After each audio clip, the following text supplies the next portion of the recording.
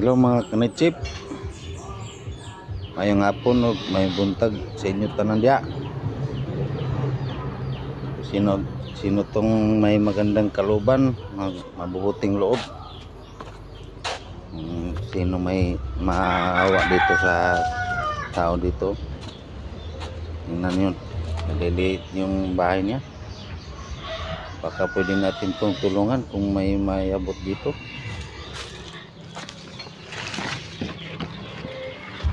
Ito yung tao na sinasabi ko. Bahay niya late tapos sira-sira pa. Wala pang pintuan yung bahay niya. Maliit lang, kubo lang.